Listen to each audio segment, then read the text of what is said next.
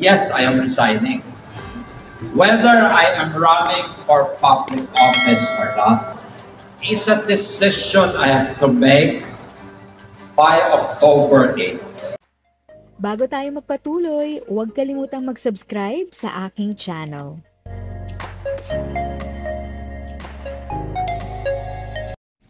Thank you sa pag-click ng aking video. Good day po sa lahat ng ating SSS pensioners. Sa mga bagong viewers at napadaan lang, by the way, I'm Tita Eda.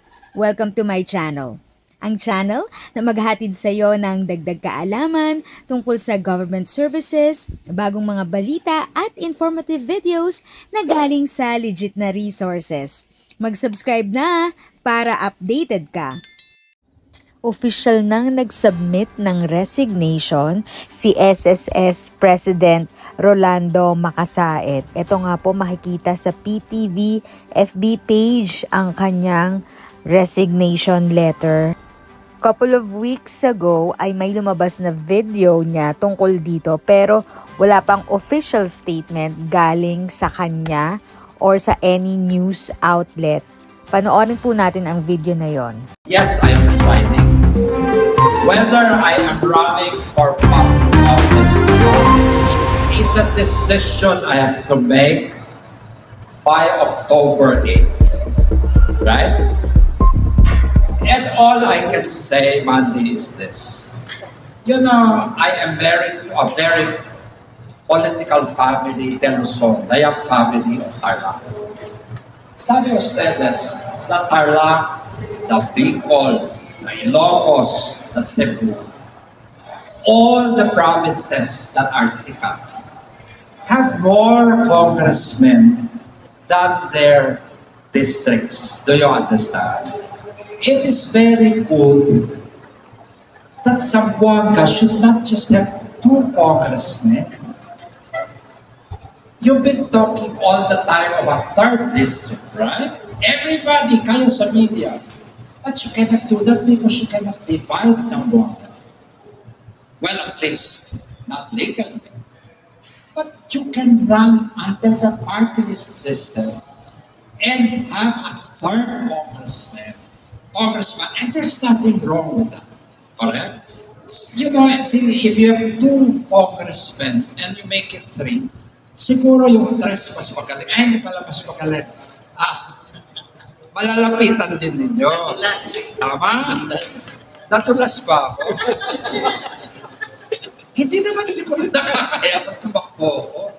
Kaya nila na hindi ko rin kaya. Go. Diba? Pero kung tatakbo ako, kailangan ko tulong ninyo. Kung hindi na tatakbo. Baka mamaya tatakbo ako, hindi nyo ako sisipata ngayon.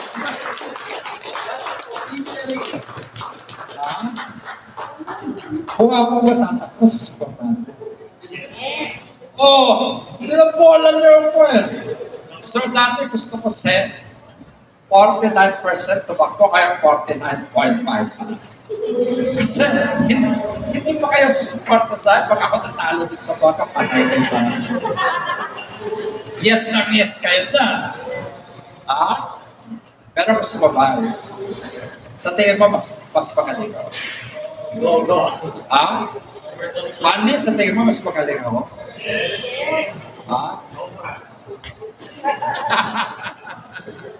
Pag-aralan. Seriously. Yes, sir. Philip Amoy. Oh, Mr. Philip, my dear friend. Philip, don't ask me a crazy. Kasi Philip, parkata ko yan. Mr. Philip, what's your question? Kasi ba dito yung plano to cover all Filipinos as much as possible? Make them pensioner? Sinuotro si Uwi, that is quite an ambitious program. There are sectors, siguro ang magandang income, probably they can submit to the requirement until 570 pesos per month. But there are those who are not really generating any income. But ironically, the government does not stop in its conditional cash transfer program, such as 4Ps.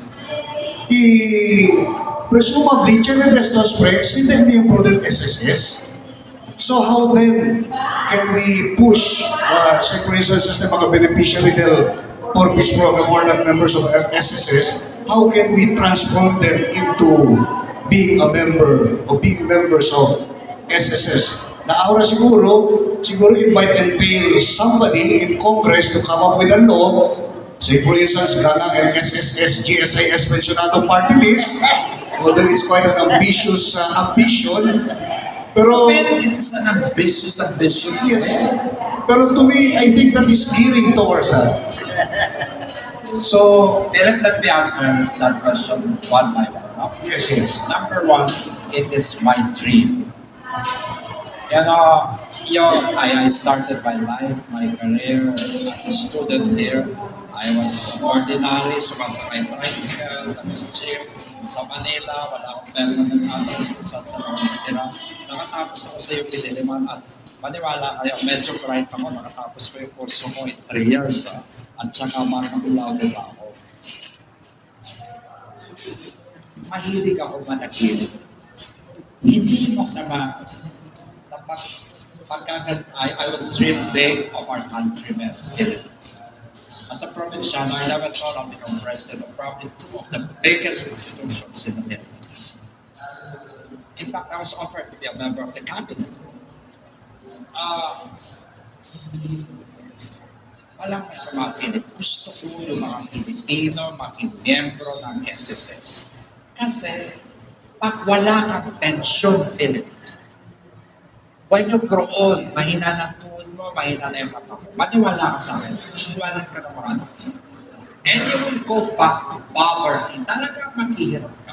You don't see the sickness. You have no money for medicine, nothing for food, for telephone, nothing. That is why it's my dream. And there's nothing wrong with that. Let's start somewhere. Let me give you an example.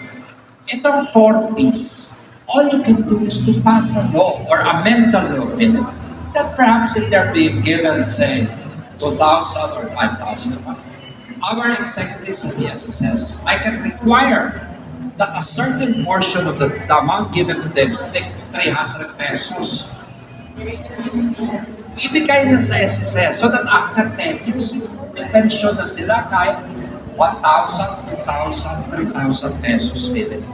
And hindi na galing yung pera sa budget, galing na sa SSS.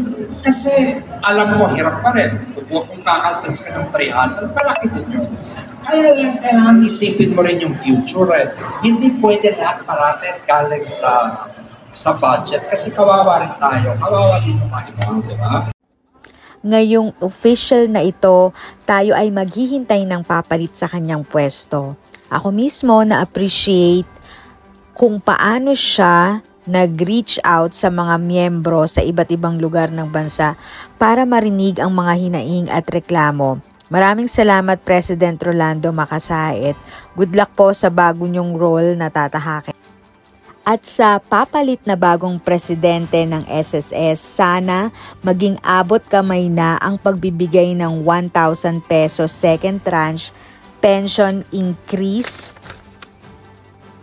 No pressure sa bagong presidente pero sana isa ito sa i-prioritize sa kanyang agenda. At para po sa ating mga SSS at GSIS pensioners, atin pong i-consider na iboto po ang SSS GSIS Pensionado Party List para po magkaroon pa ng mas malakas na boses po sa Kongreso. At heads up lang po, hindi po ako bayad or ini-endorso ko po ang party list na ito.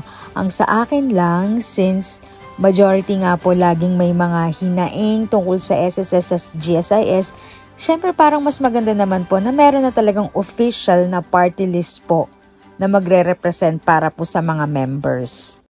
If sa tingin mo, natulungan ka ng video ko na ito, nakasave ka sa oras mo, you can click yung thanks button at any amount ay malaking help sa pag-grow ng channel ko. Yun lang po muna ang aking update. Sana ay nakatulong na dagdag kaalaman ang aking shinare today. Ang goal ng aking channel ay mag-create ng awareness. Kung ganitong mga topic ang gusto mo, panoorin mo ang mga videos ko na ito.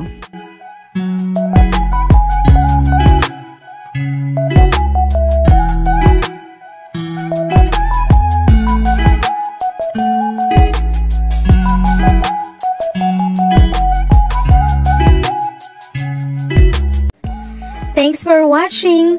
Kung may kapamilya, kaibigan o kakilala sa tingin mo ay magiging interesado sa video, please share or tag sila sa comment section.